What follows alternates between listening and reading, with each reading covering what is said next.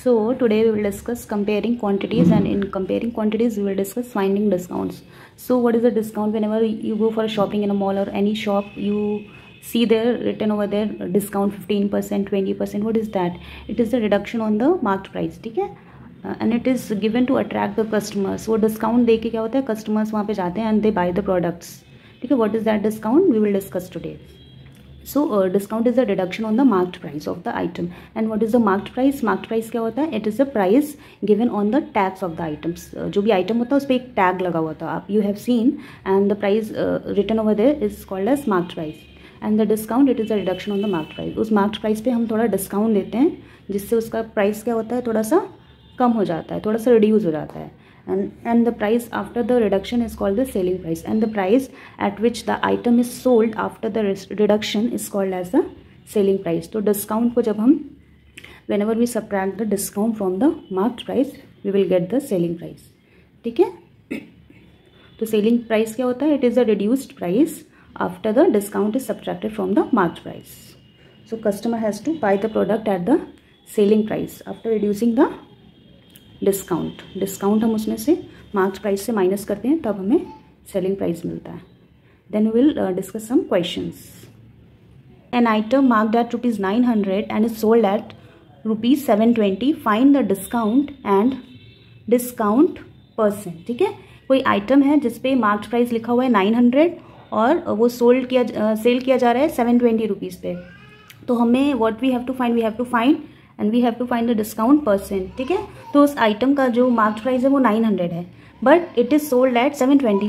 That means there is some reduction in the price. Marked price पे थोड़ा reduction हो रहा है, प्राइस कम हो रहा है. That means there is some discount. इसका मतलब कि डिस्काउंट हो रहा है. That means we have to find the discount. How will find the discount? We will subtract the lesser amount from the greater amount. जो हमारा लेस अमाउंट रिडक्शन के बाद जो हमारा अमाउंट है वो है सेलिंग प्राइस. सेलिंग प्राइस हम किस में से माइनस करेंगे? मार्क्ड प्राइस में से. That will be the discount. तो discount will be marked price minus selling price. We will subtract the selling price minus marked price. ठीक है? लेसर वाले को हम ग्रेटर वाले से सब्ट्रैक्ट कर देंगे and we will get it ₹180. 900 minus 720, it will be 180. So our discount will be 180. तो उसने 900 का टैग भी लिखा था 900 और उसको डिस्काउंट दिया ₹180 का, तो उसको सेलिंग प्राइस पड़ा 720 का. सो व्हाट इज़ द डिस्काउंट %? कितना % है ये? अब ये % निकालने के लिए हमेशा हम discount % is always calculated on marked price.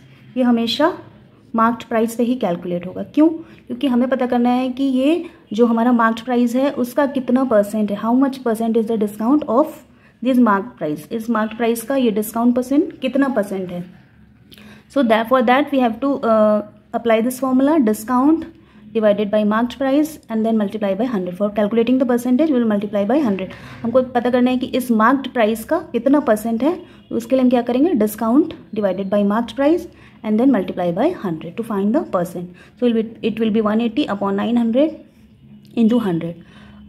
0 cancel and it will be 9 2 18, 20%. ठीक है? तो जो हमारा 180 था वो 900 का कितना था? 20%. So discount will be 20% here. Then the next question, during a sale a shop offer 10% discount on every item.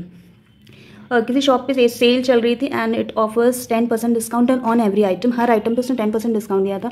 What would a customer have to pay for a pair of jeans marked at ₹1450 and 2 shirts marked at ₹850 each. ठीक है? तो एक shop पे 10% discount का cell लगा हुआ था हर एक आइटम पे, और एक कस्टमर ने बाई किया. क्या बाई किया? अ पेयर ऑफ जीन्स जिसका मार्क्ड प्राइस कितना था? ₹1450 and 2 shirts each at 850. Okay? So first we have to find the total marked price. We have to find what the customer have to pay. मतलब कि selling price हमें निकालना है कि discount को हम मार्क्ड प्राइस में से जब हम सब्ट्रैक्ट करेंगे तो कितना हमको सेलिंग प्राइस मिलेगा. That we have to find out. So first we have to find the total marked price. What is the total marked price? So we will add the marked price of jeans and 2 shirts. The total marked price will be how much? ₹1450 plus 2 into 850. ठीक है? एक shirt का price is 850.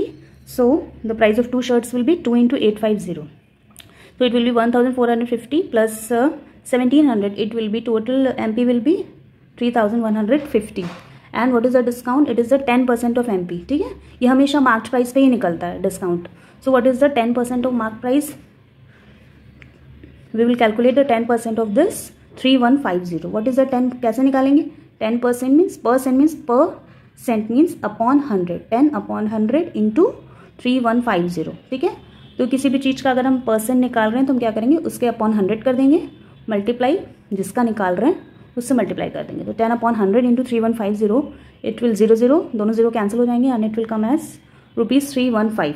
Okay, so we have got the discount 315. 3150 पे हमें 315 का discount मिला. So what will be the selling price? Selling price कितना हो जाएगा? It will be the marked price minus the discount. ठीक है, जितना मार्क्ड प्राइस था उसमें से जितना हमको डिस्काउंट मिल रहा है that will subtract on the mark price. 3150 minus 315, it will come as 2835.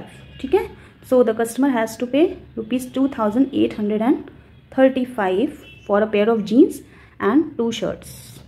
I think you have understood.